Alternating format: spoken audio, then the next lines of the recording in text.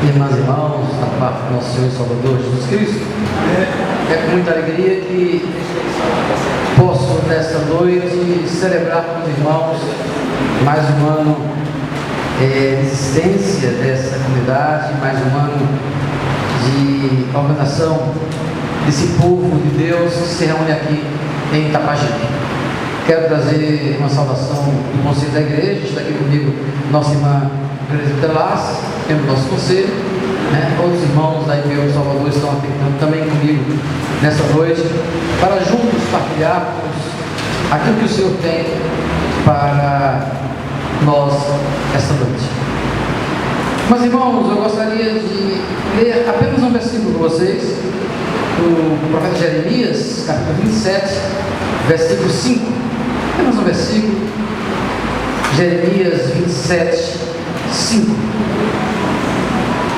A palavra do Senhor nos diz: eu, com meu grande poder e com minha força, criei o mundo, os seres humanos e todos os animais que vivem na terra. Posso dá-los a quem eu quiser.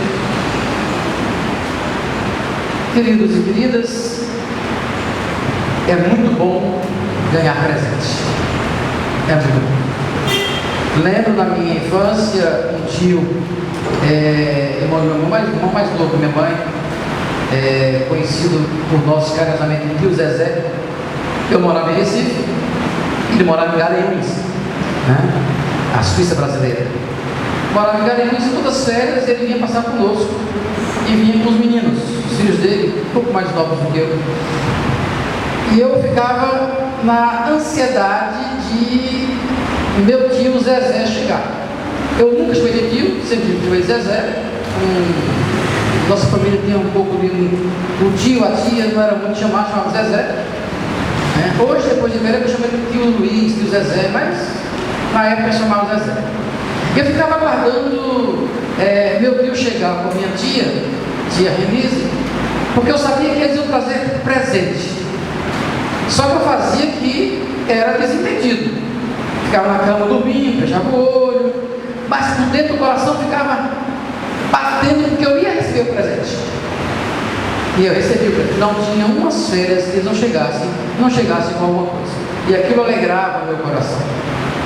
Interessante é que quando eu recebi o presente, minha avó e minha mãe sempre diziam: cuide do presente, guarde o presente, limpem, não quebrem.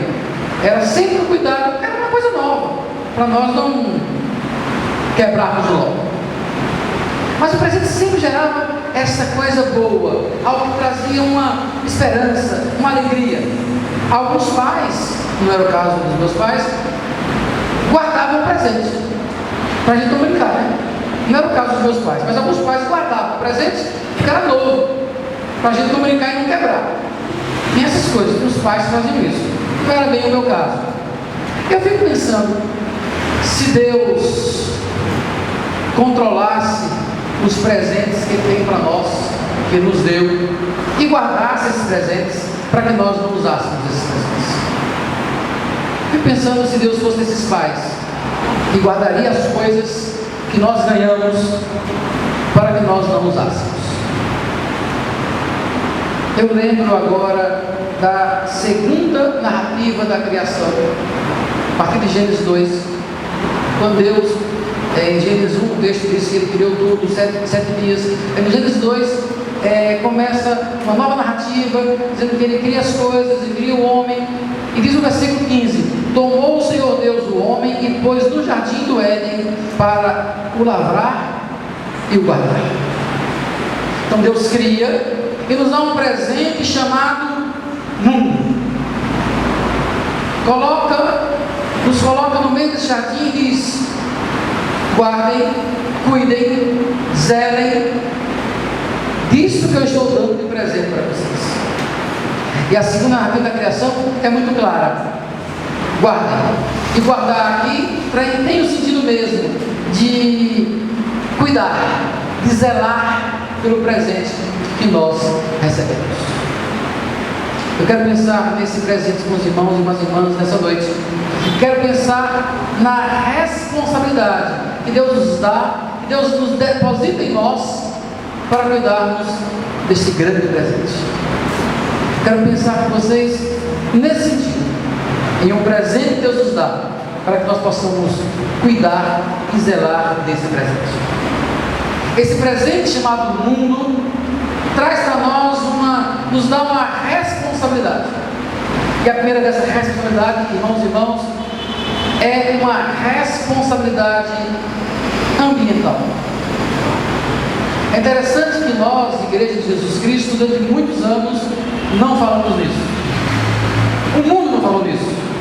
Usamos, estragamos, derrubamos, e hoje o irmão João me dava uma carona e nós falávamos sobre isso, né, João? Como a gente destruiu aquilo que Deus nos deu. Estamos num calor absurdo. Semana passada, sensação de 60 graus de calor no Rio de Janeiro. Nós não conseguimos respirar. Puxamos o ar e não vemos porque está muito quente. Nós não cuidamos, não fomos responsáveis por aquilo que Deus nos deu. E aí, mas foi a indústria, é o capital. Nós somos responsáveis. Nós, humanidade, somos responsáveis. E nós somos chamados, como cristãos, a esta responsabilidade ambiental. Como mordomos da criação, nós temos a responsabilidade de cuidar e preservar aquilo que Deus nos deu. E aqui eu falo dos mananciais, dos animais, da terra, do que plantamos, do que comemos e como comemos. Sim, a responsabilidade naquilo que comemos. Agora eu vou falar como cozinheiro. Fala agora como cozinheiro que sou. Somos responsáveis por aquilo que colocamos na mesa da nossa casa. Quanto mais ultraprocessado, mais química, mais destruição do meio ambiente. Quanto mais ultraprocessado, mais veneno que nós comemos. Quanto mais transgênico, mais transgênico aumenta a produtividade, aumenta a durabilidade do produto, mas a terra sofre. A terra sofre. Como comemos, o que comemos, que tipo de produto nós comemos, também é responsabilidade ambiental nossa. Por isso, como cristãos e cristãs, nós somos responsáveis por esse mundo, essa terra, esse planeta que está dentro de nós. A responsabilidade ambiental do que plantamos, que comemos, dos mananciais, mas também cobrando de quem deveria proteger a nossa terra. Infelizmente, existe uma política urbana nas grandes cidades, que é a política do asfalto. Nós, para poder construirmos, nós asfaltamos cimento e destruímos árvores. Isso é uma política de governo de alguns prefeitos, de algumas prefeituras, que têm jogado asfalto na terra. A terra não respira. Quem conhece muito bem o Imbuí, lembra o que fizeram com aquele rio que vinha do Imbuí. É cimento. Então, nós precisamos, como igreja, também sermos responsáveis de forma ambiental, cobrando daqueles que destroem a natureza. Não podemos nos alinhar com o destruidor. Nós somos responsáveis por aquilo que Deus criou. Cuida dessa terra, zele essa terra. É a narrativa da criação. E Deus nos deu esse presente. Lembra do texto de Jeremias que nós lemos Deus dizendo: olha, com meu grande poder e minha força, criei o mundo, os seres humanos, os animais que vivem na terra. Eu posso dá-los a quem eu quiser. E Ele nos deu de presente essa terra.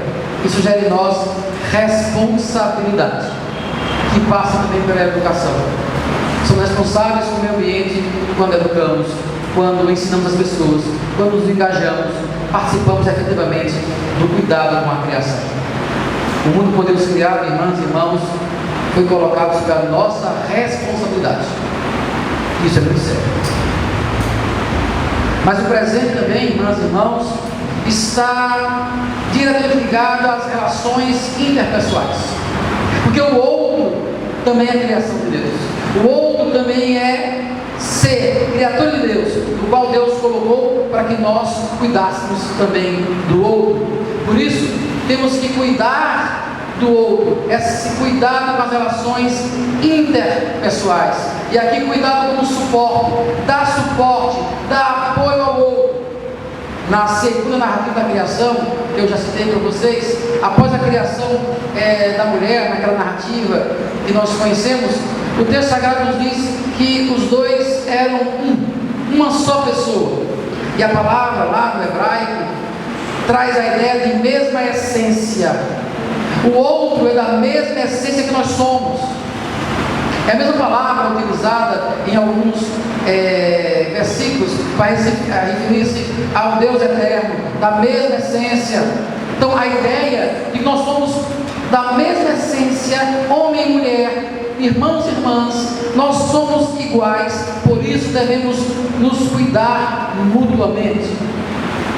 A responsabilidade com o outro é fundamental para que possamos também cuidar da terra. E aí me vem à mente a parábola do samaritano, aquele homem que para cuidar do outro, para dar suporte ao outro, para fazer com que o outro seja restaurado em sua vida, em sua essência, em sua dignidade. Irmãs e irmãos, nós cuidamos da criação quando cuidamos das nossas relações interpessoais. Pelo seu Espírito, restaure aquilo que está quebrado. O Espírito Santo é Espírito que restaura. Lembram do vale dos ossos secos? Fala para os ossos secos. Fala. Comenta lá. Ezequiel 37. Fala para esses ossos. A palavra falada, o vento sopra, o Espírito vai montando, vai dando estrutura aos ossos, vai restaurando aquilo que estava quebrado. Como cristãs e cristãos que somos chamados a sermos agentes de restauração.